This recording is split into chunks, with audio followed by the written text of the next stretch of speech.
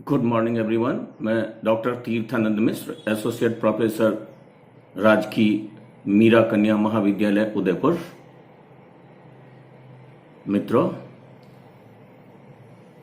इस वीडियो से पूर्व के वीडियो में हमने प्रजापति सूक्त के प्रथम 3 मंत्रों पर चर्चा की थी।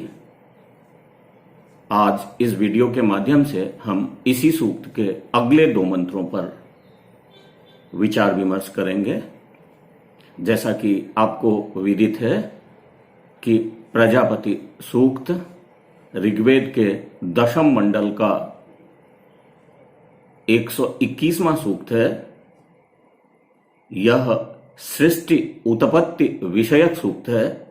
अतः इस सूक्त में सृष्टि उत्पत्ति के विषय में चर्चा हुई है। अगले मंत्र में भी सृष्टि से संबंधित कुछ तथ्यों का उल्लेख करते हुए प्रजापति की महिमा का गुणगान हुआ है। इस सूक्त का चौथा मंत्र कुछ इस प्रकार है। यस्य में हिमवंतो महित्वा यस्य समुद्रम रसया सहाहुः यस्य माह प्रदिशो यस्य बाहु कस्मै देवाय हविषा विधेम। इस मंत्र का अन्वय हम कुछ इस प्रकार कर सकते हैं। यस्य महित्वा इमे हिमवन्तः यस्य रसया सह समुद्रम यस्य इमाः प्रदिशः यस्य बाहु आहुः कस्मै देवाय हविषा विधेम। मित्रों, पूर्व की भांति ही इस मंत्र का अर्थ करने हेतु हम सर्वप्रथम इस मंत्र के चतुर्थ पाद अर्थात कस्मै देवाय हविषा विधेम इसका अर्थ करेंगे। कस्मै देवाय से तात्पर्य है किस देवता के लिए हविषा विधेम इत्युक्ते हवि सामग्री प्रदान करें, अर्थात हम किस देवता को हवि सामग्री प्रदान करें। अब चतुर्थ पाद के अर्थ के पश्चात जब हम इस मंत्र के शेष 3 पादों पर दृष्टिपात करते हैं तो हमें आहुः यह क्रियापद प्राप्त होता है और तीनों पादों में ही यस्य इस सर्वनाम पद की प्राप्ति होती है। यस्य यह षष्ठ्यंत पद है और यस्य से तात्पर्य यस्य प्रजापतेः से है, अर्थात जिस प्रजापति की। आहुः जो क्रियापद इस मंत्र में प्रयुक्त है उसका अन्वय हम इस मंत्र में कहे गए तीनों पादों में करेंगे। और जब हम ऐसा करते हैं तो प्रथम पाद हमें इस रूप में प्राप्त होता है। यस्य महित्वा इमे हिमवन्तः आहुः। इमे यह भी सर्वनाम पद है और यह हिमवन्तः का विशेषण है। हिमवन्तः बहुवचनांत पद है और यह बहुवचनांत पद हिमवत शब्द का है। हिमवत मतुप प्रत्ययान्त शब्द है जिसका अर्थ होगा हिमाः अस्य सन्ति इति, अर्थात जिसके या जिसमें हिम या बर्फ है। ऐसा करने पर हिमवत शब्द केवल हिमालय अर्थ का ही वाचक होता है। चूंकि हिमवंतः यहां बहुवचन का प्रयोग हुआ है, इसलिए हिमवंतः से तात्पर्य हिमालयादि पर्वत से होगा। महित्वा शब्द का तात्पर्य महात्म्यम या महत्वम से है। अब यदि हम इन सभी को एक साथ अन्वित करेंगे तो अन्वय होगा यस्य महित्वा इमे हिमवन्तः आहुः, अर्थात जिसकी महिमा, महत्व या ऐश्वर्य को ये हिमालयादि पर्वत कहते हैं या प्रकट करते हैं। मित्रों, दूसरे पाद में पुनः यस्य शब्द का प्रयोग हुआ है, जहां यस्य का तात्पर्य होगा जिसकी, अर्थात जिस प्रजापति की। और यहां पर सह के योग में सहयुक्ते अप्रधाने इस सूत्र से रसया इस पद में तृतीया विभक्ति का प्रयोग हुआ है। रसया रसा शब्द का तृतीयांत रूप है। रस शब्द का अर्थ जल होता है और रसः अस्याह अस्ति इति ऐसा विग्रह करने पर रसा शब्द नदी का वाचक होता है। अब यह जान लेने के पश्चात जब हम इस द्वितीय पाद में प्रयुक्त पदों को एक साथ अन्वित करेंगे तो अन्वय होगा यस्य रसया सह समुद्रम आहुः, अर्थात जिसकी महिमा को नदी के साथ समुद्र प्रकट करते हैं। अब तीसरे पाद पर जब हम दृष्टिपात करेंगे तो वहां पुनः यश्य पद प्रयुक्त है। उस यश्य पद को इसी पाद में प्रयुक्त अन्य पदों के साथ जब हम अन्वित करेंगे तो अन्वय होगा यस्य इमा प्रदिशः आहुः। इमा मतलब ये, प्रदिशः इत्युक्ते दिशाएं, दिशाएं इत्युक्ते दशों दिशाएं। तो इस वाक्य का अर्थ होगा जिसकी महिमा को या जिसके ऐश्वर्य को ये समस्त दिशाएं प्रकट करती हैं। फिर कहा गया है यस्य बाहु आहुः, अर्थात जिसकी महिमा को दोनों भुजाएं, आहुः इत्युक्ते कथयन्ति, प्रकट करते हैं। अब इन तीनों पादों के साथ चौथे पाद को जोड़ दें तो होगा ऐसे देवता को छोड़कर हम किस देव को हवि सामग्री प्रदान करें। मित्रों, अगर हम इस मंत्र का समग्र रूप में आपके सामने में अनुवाद प्रस्तुत करना चाहें तो इस मंत्र का अनुवाद होगा जिसकी महिमा को ये हिमालयादि पर्वत प्रकट करते हैं, जिसकी महिमा नदियों के साथ समुद्र है, जिसकी महिमा ये समस्त दिशाएं और दोनों भुजाएं हैं, ऐसे देव को छोड़कर हम किस देवता को हवि सामग्री प्रदान करें।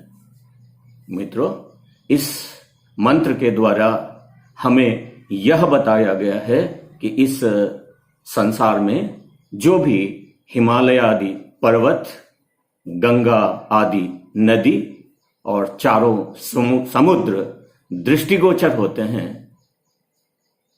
वे सभी इसी प्रजापति की सृष्टि है, अर्थात इसी प्रजापति ने इन सभी को बनाया है। इसके साथ ही इस मंत्र के द्वारा हमें यह भी कहा गया है जो भी पूर्व पश्चिमादि 10 दिशाएं हैं, उन 10 दिशाओं का भी सृष्टिकर्ता प्रजापति ही है। अतः हम प्रजापति को ही हवि सामग्री प्रदान करें। मित्रों, इस सूक्त का अगला मंत्र अर्थात 5वां मंत्र कुछ इस प्रकार है। येन द्योरुग्रा पृथ्वी च दृढ़ा येन स्वः स्तंभितम येन नाकः यो अंतरिक्षे रजसो विमानः कस्मै देवाय हविषा विधेम। इस मंत्र का अन्वय हम कुछ इस प्रकार कर सकते हैं। येन द्योः उग्रा पृथ्वी च दृढ़ा ये स्वः स्तंभितम येन नाकः यः अंतरिक्षे रजसः विमानः कस्मै देवाय हविषा विधेम। मित्रों, इस मंत्र का अर्थ करने हेतु हम पूर्व की भांति ही सर्वप्रथम चतुर्थ पाद कस्मै देवाय हविषा विधेम का अर्थ करेंगे, जिसका अर्थ है किस देवता को हवि सामग्री प्रदान करें। चतुर्थ पाद का अर्थ करने के पश्चात जब हम अवशिष्ट पादों पर दृष्टिपात करते हैं तो हमें अवशिष्ट पादों में यथ इस सर्वनाम पद की बार बार आवृत्ति प्राप्त होती है। प्रथम पाद में यथ इस सर्वनाम पद का तृतीयांत रूप येन बार बार येन दृष्टिगोचर होता है, जहां येन से तात्पर्य येन प्रजापति से है। तो प्रथम पाद में इस येन पद को जब हम अन्य पदों के साथ अन्वित करते हैं तो अन्य अन्वय होता है येन द्योः उग्राः, जहां द्यो से तात्पर्य द्युलोक से है और उग्राह से तात्पर्य ऊपर की ओर उठाने से है। अब अगर हम इन तीनों ही पदों को एक साथ अन्वित करते हुए अर्थ करें तो अर्थ होगा जिस प्रजापति के द्वारा द्युलोक को ऊपर उठाया गया, अर्थात द्युलोक को स्थिरता प्रदान की गई। पुनः च अव्यय का प्रयोग है, जहां च से तात्पर्य होगा और पृथ्वी इस प्रथमांत पद का प्रयोग है। और आगे दृढ़ा इस पद का प्रयोग है, जहां दृढ़ा से तात्पर्य दृढ़ता प्रदान की गई, स्थिरता प्रदान की गई, इस अर्थ से है। अब इनको अगर हम एक साथ अन्वित करेंगे तो अन्वय होगा येन च पृथ्वी दृढ़ा, अर्थात और जिसके द्वारा पृथ्वी को दृढ़ता प्रदान की गई। पुनः जब हम इस मंत्र के दूसरे पाद पर दृष्टिपात करते हैं तो हमें प्रजापति के लिए येन यह सर्वनाम पद प्राप्त होता है। पूर्व की भांति यहां भी येन से तात्पर्य येन प्रजापतिना से है और इसके साथ अन्य पदों को जब हम अन्वित करेंगे तो अन्वय होगा येन स्वः स्तंभितम, अर्थात जिसके द्वारा स्व से तात्पर्य होगा स्वर्ग लोक को स्तंभित किया गया, दृढ़ किया गया, स्थिर किया गया। और पुनः येन नाकः स्तंभितम ऐसा कहा गया है, अर्थात जिसके द्वारा न कह अर्थात आदित्य लोक, आदित्य इत्युक्ते सूर्य, अर्थ होगा जिसके द्वारा सूर्य को स्थिर किया गया। पुनः इस मंत्र के तीसरे पाद में कहा गया है यह अंतरिक्षे रजसः विमानः।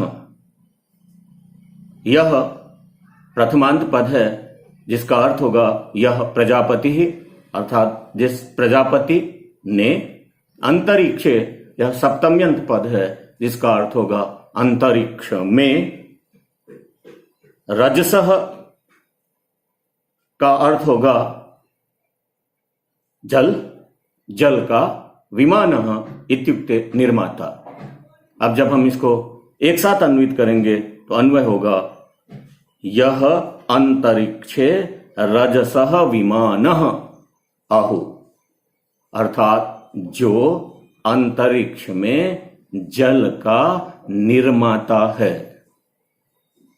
अब चौथे पाद को इसके साथ जोड़ें तो अर्थ होगा ऐसे देव को छोड़कर किस देवता को हवि सामग्री प्रदान करें। मित्रों, अब अगर हम इस मंत्र का समग्र रूप में आपके सामने में अनुवाद प्रस्तुत करना चाहें तो इस मंत्र का अनुवाद होगा जिसके द्वारा द्युलोक तथा पृथ्वी लोक को स्थिर किया गया, दृढ़ता प्रदान की गई, जिसने स्वर्ग लोक को स्थिर किया, जिसने सूर्य को स्थिरता प्रदान की,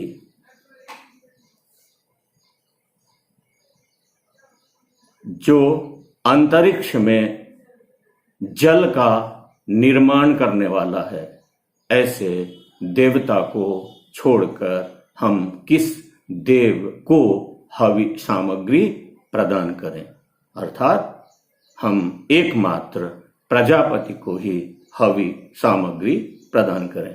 मित्रों, इस मंत्र में भी हमें यह बताया गया है कि द्युलोक,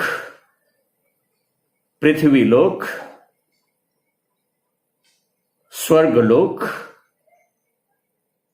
और सूर्य आदि जो भी इस संसार में अस्तित्ववान है, उन सभी का निर्माता प्रजापति ही है। अतः इस सर्वशक्तिमान प्रजापति की हमें हवि सामग्री से